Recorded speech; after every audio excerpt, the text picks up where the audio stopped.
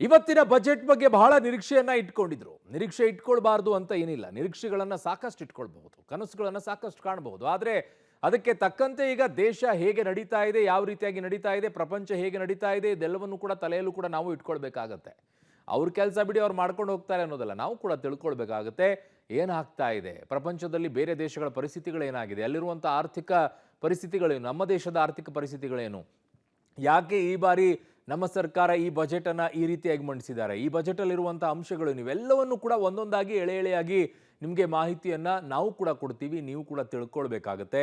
ನನಗೇನು ಸಿಕ್ತು, ನನಗೇನು ಬಿಡ್ತು ಅಷ್ಟೇ ಅನ್ನೋದಲ್ಲ, ಏನಾಯಿತು, ಯಾಕೆ ಹೀಗೆ, ಇವುಗಳನ್ನು ತಿಳ್ಕೊಳ್ಳುವಂಥ ಕೆಲಸ ಮಾಡಬೇಕು. ಸಣ್ಣ ನಾಲೆಜ್ ಇದ್ರೂ ಕೂಡ ಸಾಕು, ಪೂರ್ತಿ ಇನ್ ಡಿಟೇಲ್ ಆಗಿ ತಿಳ್ಕೊಳ್ಬೇಕಾಗಿರುವಂಥ ಅಗತ್ಯತೆ ಇಲ್ಲ.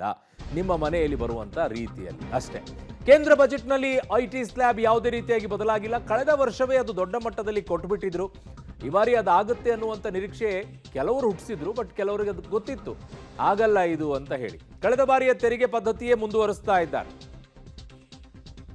ಸೊ ಕಳೆದ ಬಾರಿ ಏನ್ ಮಾಡಿದ್ರು, ಏಪ್ರಿಲ್ 1ರಿಂದ ಹೊಸ ಆದಾಯ ತೆರಿಗೆ ನೀತಿ ಜಾರಿಗೆ ಬರುತ್ತೆ. ಸೊ ಈ ವಿಚಾರದಲ್ಲಿ ಈಗ 12 ಲಕ್ಷದವರೆಗೂ ಯಾವುದೇ ರೀತಿಯ ತೆರಿಗೆ ಇಲ್ಲ. 12,75,000ವರೆಗೆ ಅದು 12,75,000 ರೂಪಾಯಿ ಆದಾಯವಿದ್ರೆ ತೆರಿಗೆ ಇರೋದಿಲ್ಲ.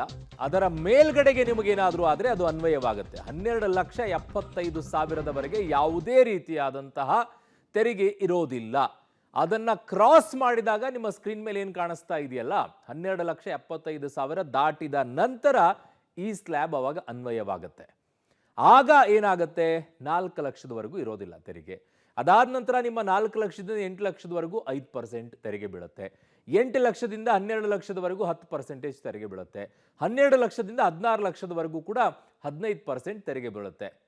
ಇದು 12,75,000 ದಾಟಿದಂಥವರಿಗೆ ಅನ್ವಯವಾಗುವಂತಹ ಸ್ಲ್ಯಾಬ್ ಇದು. 12 ಲಕ್ಷದಿಂದ 16 ಲಕ್ಷಕ್ಕೆ 15%, 16 ಲಕ್ಷದಿಂದ 20 ಲಕ್ಷಕ್ಕೆ 20%, 20 ಲಕ್ಷದಿಂದ 24 ಲಕ್ಷಕ್ಕೆ 25%, 24 ಲಕ್ಷದ ಮೇಲೆ ನಿಮ್ಮ ಆದಾಯ ಹೆಚ್ಚಾದರೆ ಅದು 30% ತೆರಿಗೆ, 30% ತೆರಿಗೆಯನ್ನು ಹಾಕ್ತಾರೆ. ಇದು ಯಾವಾಗ ಅನ್ವಯ ಅಂತಂದರೆ, ಅದು 12,75,000 ನಿಮ್ಮ ಆದಾಯ ಮೀರಿದಾಗ ಮಾತ್ರ ಈ ಸ್ಲ್ಯಾಬ್ ಅನ್ವಯವಾಗುತ್ತೆ. ಇಲ್ಲ ಅಂದರೆ 12,75,000ವರೆಗೂ ಕಳೆದ ಬಾರಿ ಏನು ಅನೌನ್ಸ್ ಮಾಡಿದ್ರು ಅದೇ ಸ್ಲ್ಯಾಬೇ ಉಳ್ಕೊಳ್ಳುತ್ತೆ. ಅದನ್ನು ಕ್ರಾಸ್ ಮಾಡಿದವರಿಗೆ ಇದು ಅನ್ವಯವಾಗುತ್ತೆ. ಇದರಲ್ಲಿ ಯಾವುದೇ ರೀತಿಯಾದಂಥ ಬದಲಾವಣೆಗಳನ್ನು ಸರ್ಕಾರ ಮಾಡಿಲ್ಲ. ಯಾಕೆ ಅಂತಾರೆ, ಕೊಡೋದನ್ನೆಲ್ಲ ಕಳೆದ ಬಾರಿನೇ ಕೊಟ್ಬಿಟ್ಟಿದ್ದಾರೆ. ಕಳೆದ ಬಾರಿನೇ 8 ಲಕ್ಷ 10 ಲಕ್ಷದವರೆಗೂ ಮಿತಿ ಸಿಗಬಹುದು ಅಂತ ಇದ್ರು. ಸರ್ಕಾರ 12 ಲಕ್ಷಕ್ಕೇನೆ ಕೊಟ್ಬಿಡ್ತು. ಸೊ ಬೋನಸ್ ಆಗಿ 2 ಲಕ್ಷ ಜಾಕ್ಪಾಟ್ ಹೊಡೆದಿತ್ತು. ಈ ಬಾರಿ ಅದು 15 ಲಕ್ಷಕ್ಕೆ ಹೋಗ್ಬೋದು, 20 ಲಕ್ಷಕ್ಕೆ ಹೋಗ್ಬೋದು ಅನ್ನುವಂಥ ಆಸೆಯನ್ನು ಇಟ್ಕೊಂಡಿದ್ರು. ಯಾಕಂದ್ರೆ ಕಳೆದ ಬಾರಿ ಲಡ್ಡು ಬಂದು ಬಾಯಿಗೆ ಬಿದ್ದಿತ್ತಲ್ಲ, ಆ ಲಡ್ಡು ಈ ಬಾರಿನೂ ಬೀಳ್ಬೋದೇನೋ ಅಂತ ಅನ್ಕೊಳ್ತಾ ಇದ್ರು. ಬಟ್ ಇಲ್ಲ, ಕಳೆದ ಬಾರಿ ತಿಂದಿರುವಂಥ ಲಡ್ಡುನೇ ಸಾಕು ನಿಮಗೆ ಅಂದರು. ಸೊ 12,75,000 ರೂಪಾಯಿ ಆದಾಯವಿದ್ರೆ ತೆರಿಗೆ ಅನ್ವಯ ಆಗೋದಿಲ್ಲ. ಅದರ ಮೇಲ್ಗಡೆಗಿದ್ರೆ ಮಾತ್ರ ಅನ್ವಯ ಆಗತ್ತೆ.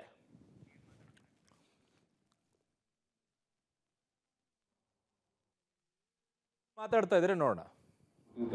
Budget ಸೊಂಪು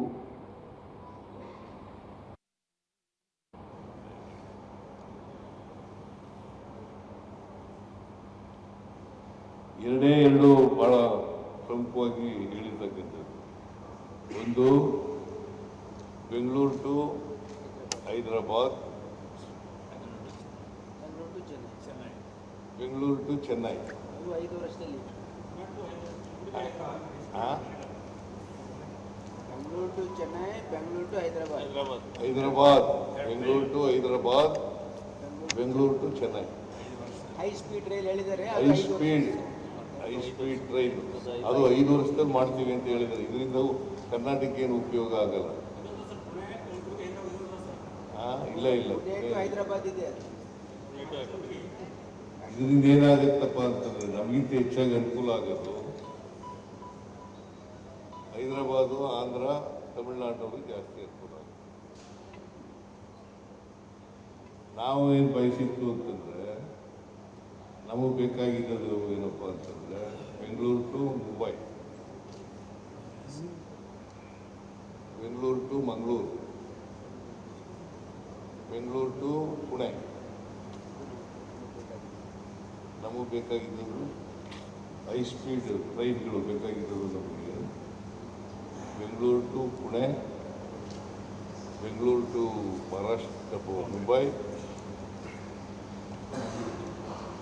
Bengaluru to Mangaluru.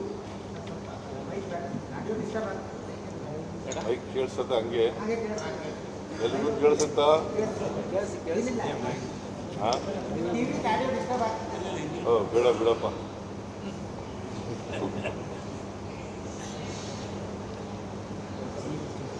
ನಾವು ಇವರು ಭಾಳ ಮಾತಾಡಿರೋದು ವಿಕಸಿತ ಭಾರತದ ಬಗ್ಗೆ.